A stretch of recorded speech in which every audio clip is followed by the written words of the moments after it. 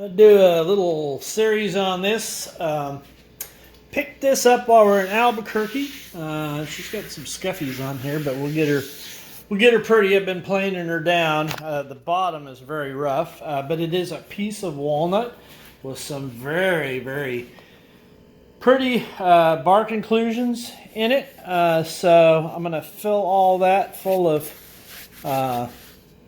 green epoxy, which I think I'll like. I think that'll actually be very pretty.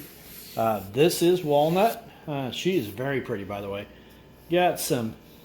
It essentially is quarter sawn right through about right here. The tree itself, but not a real big table, so I'm going to actually get this for my son for the tree he cut down for me, which will be another series.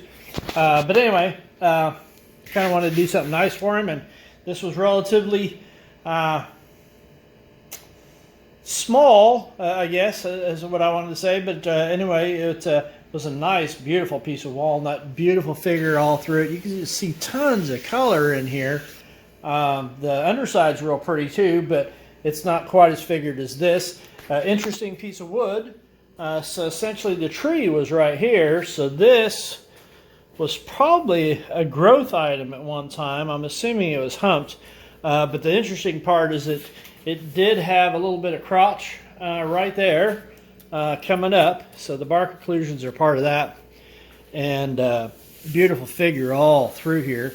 I'm sure as I get it done, it'll pop all the more. I did have a lateral, because to be quite honest, the pith is pretty close right here, which is fine, which is kind of why it is. But I did have a lateral crack across here that I put some CA glue in just to hold it there. Like I said, I'm going to go ahead and put, I think, some really bright green epoxy in the bark inclusions. The bark inclusions are very pretty. Gonna have, the other part of this real quick, I guess I'll try to hit on, is it came with all of the bark on it. In fact, it's down there.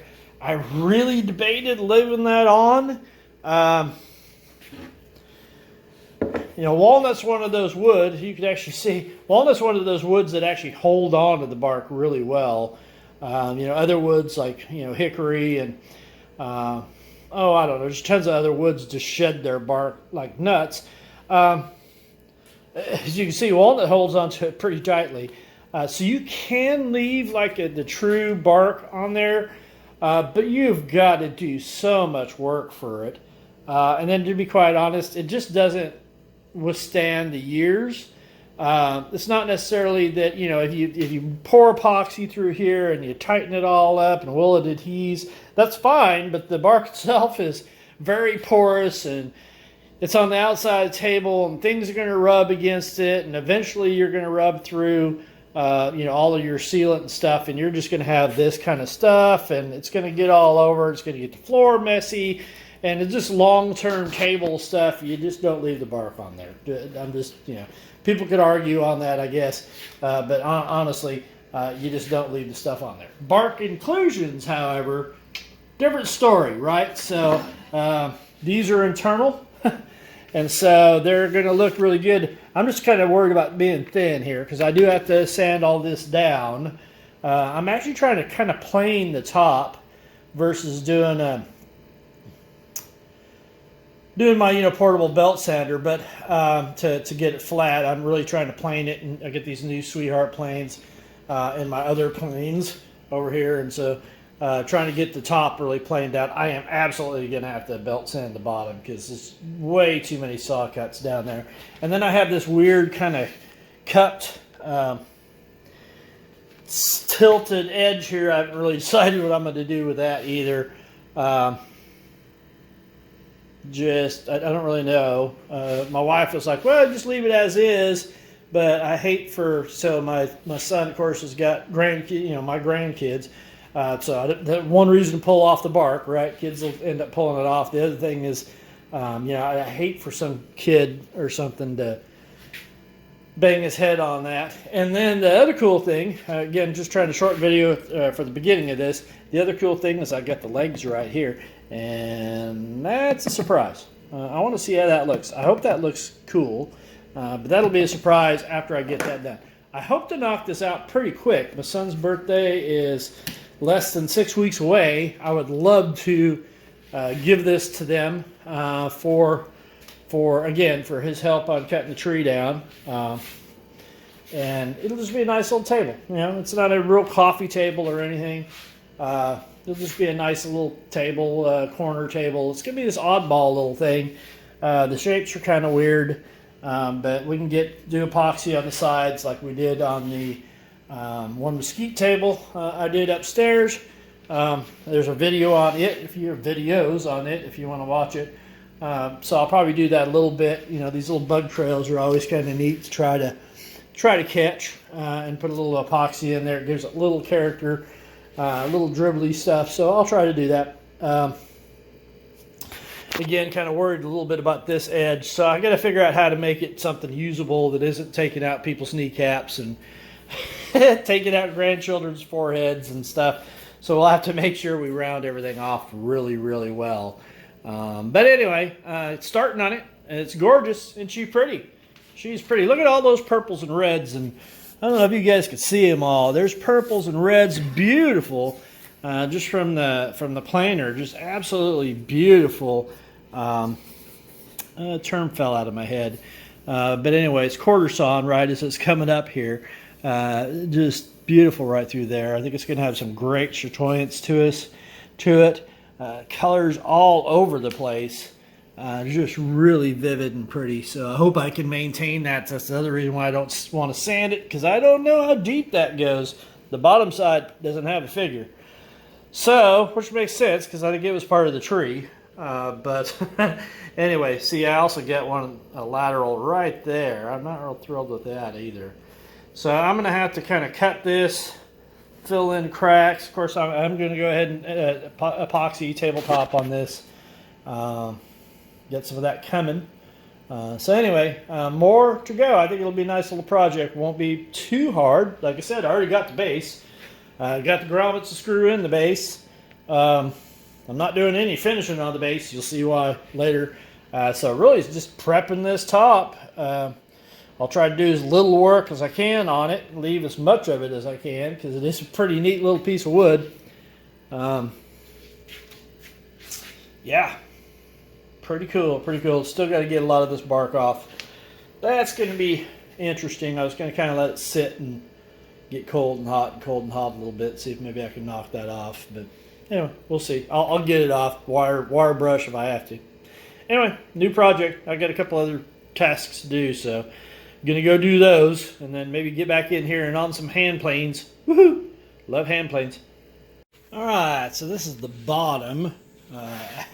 Absolutely rough milling job. I don't think I've seen that bad of a milling job in a long time. Just tons of chatter. Look at that. I don't know what to cut it with, but their blade, it's kind of funny because their blade at the bottom is really pretty good.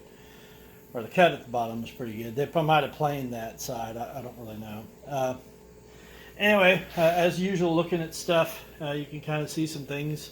I got a couple of cracks here I really got to deal with. But anyway, working on getting rid of this. I may just have to seal it with epoxy. I don't know. It is the bottom. I don't know how much effort I want to put this. As if you've watched any of my other videos, you'll know I put way too much effort in the bottom. But it is the bottom, but it still is pretty. It's got some charm to it. But it'll have some legs attached to it at some point. So anyway, it just hit that with a belt sander. I got I think it's 35 or 45 grit on there. Was able to get rid of a lot of the chatter. I'm going to try with some of my scrub planes over there, see if I can knock down just a little bit more of that. I'm not sure. It's pretty hard to, I mean, geez, that's a 3/8 inch deep. I mean, I don't really want to take 3/8 off the whole table. Like I said, I may end up just pouring epoxy in there and leaving it as is. I don't know. We'll see. But I'll see if I can get just a little bit more down in there, and then I'll run the belt sander up to, so I got 50 150, 80, 120. So I'll run it up to 120 once I get that part smooth. As soon as I get this smooth, and I find, there it is. See, I needed you guys here with me. Of course, I buried it. Anyway, I'll pull that out. But yeah, as soon as I get the bottom done, then I can flip it over and do the top. I usually do the bottom first, because if you do the top first and you flip it over and get it all scuffy, working on the bottom, then you're all irritated at yourself, so that you didn't do the top. Anyway, more work to do. Enjoy it. Woohoo! Very pretty. This is kind of the first sand. This is the bottom of the walnut table. Tons of figure on it. I'm going to try to flip it over. So anyway, on the bottom, if you watch any of my videos, I usually spend way too much on the bottom. Looks like they had a really rough time milling this. I don't know if they hit a nail or in it or something. I don't know, but they got a lot of chatter. There's no real way for me to take all that out, except to, you know, that'd be like a 1/4 inch loss on this. And I probably could get the router if I was, you know, if this was the top or something. I would get my my router surfacer bits and all that kind of stuff, set up a jig and take this down. I've done that in other videos if you want to look, but for this particular one, I'm not really going to worry about it because it's the bottom. But I will say, still, it's very, very pretty. No, the phone, you know, my phone doesn't really pick out the colors, although you can see them kind of right there. Really pretty purples, some reds. You know, that's the thing about walnut. It's just really just a bunch of colors. And of course, then once we stain it, it'll just turn that beautiful chocolate brown. Has that pretty, I have this on my butterfly table too. It's got this really pretty blue line. It doesn't look blue, but it's blue to my eyes. That runs around, separates the heartwood from the sapwood. Absolutely love that on the butterfly coffee table that's upstairs. Anyway, just doing kind of a rough sand. I got an 80 grit on here. I have ran it through the hand belt sander for a while to get most of the chatter off. So I was able to get most of it off. Like I said, I'll just leave these big pieces here. I'll do an epoxy.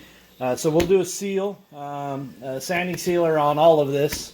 You know, once I kind of get to where I want it, and then I will pour one coat of epoxy on the bottom. I'm not going to worry about it too much, but just enough to really seal it.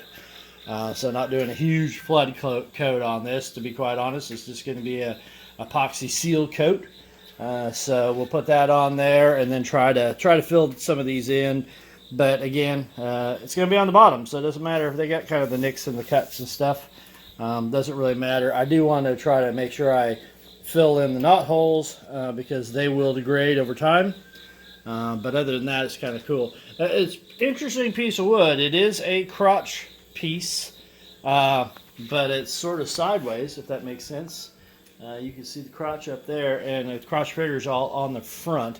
So right here, you can kind of see. So this was literally the trunk, right? So the trunk of this tree went up that direction. So it kind of went up there, and of course, I don't know where this cut is. It could be way up in the air. It's certainly probably not down towards the bottom.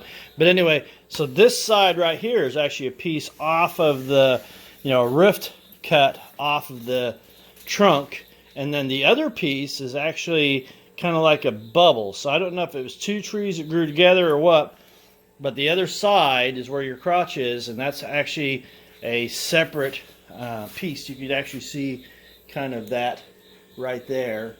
So it's kind of neat. It's a really unique little piece of wood. Very pretty. Anyway, just getting ready to go do that. Got to run some chores though, so I'm going to go do the chores first. Flip this puppy over. I'm probably going to do just a short vid today on the, well, I probably should do a little short vid on that thing, but I am going to do a little short vid on the bandsaw. I don't know if I've done one yet on it, but I'm going to use that. I want to square this up, and it's not. So I want to square this edge up, and then I kind of need to figure out what I'm going to do with these. These These are bone breakers. So I don't know if I want to cut them too much, but I may take the bandsaw and kind of round them off a little bit. I guess. I don't know. I think so. I'm just trying to say that it is kind of, like I said, the trunk kind of came up here.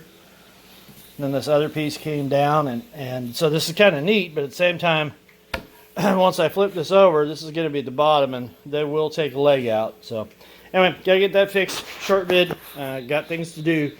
Somebody's impatient. All right. Bye.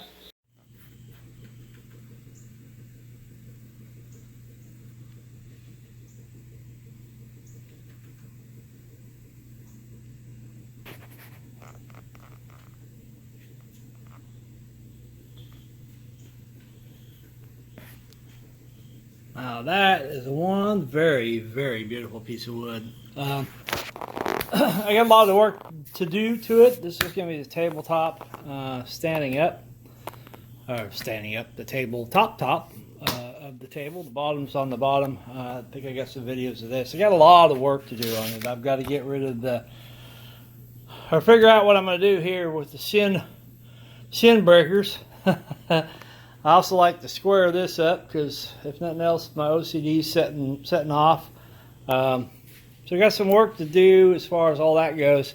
But I went ahead and I've got the bottom of this sanded down to a good grit.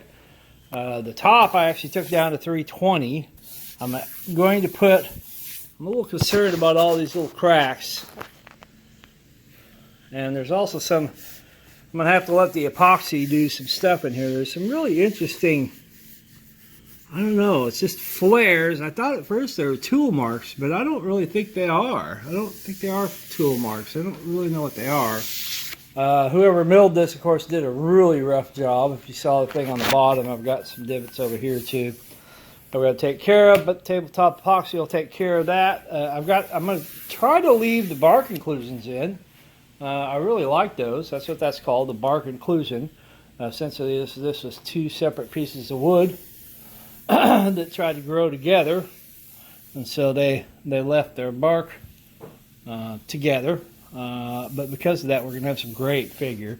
First of all, we're going to have some crotch figure all the way through here. That should just be stunning if you can't already see it. Once I get the sanding sealer on there, should pop a little bit. And anyway, I want to go ahead and get that done because I am going to try to get this upstairs tonight so I can start doing some epoxy stuff on it. There's, like I said, these cracks right here concern me greatly. If you've never worked with wood, the lateral cracks like that, especially ones that go, around your pith, that kind of stuff are bad because they can essentially just delaminate your wood. So I want to go that way. Kind of a challenging top with this much figure on it. I don't think I've ever had an actual piece of wood that had this much figure on it. Tried to put the planes on there. So one of these marks, this one right here, is me trying to follow the grain, but the grain is everywhere. So whenever you're planing, you want to go, if your grain is running like that, you want to go, with it, right? So if it's running like that, you don't want to go the opposite way, this way. You want to go, that way. So, anyway, thought I was going with the grain, but dug deeper there than I needed to. So I thought, well, crap, right? I figured it just matched their saw marks here. Probably why they had a hard time if they didn't have a sharp blade. This is probably pretty rough to saw. Because again, the grain is going all over. It's nearly burl, what we're looking at. And I actually think there's probably some burl-esque stuff in here. Not burlesque, but burl-esque. Anyway, we'll know more once we hit it with some of the sanding sealer. So I'm going to shake up the sanding sealer, get a pair of gloves on. I'm not really going to do a brush or anything. I'll just do a wipe on with some blue on here. So with a piece of blue shop towel, but really I'm just wanting to seal it. I don't really need to be pretty, but it should make it pop a little bit. So let me do that. I'm going to stop the video, and then we'll do that a little bit.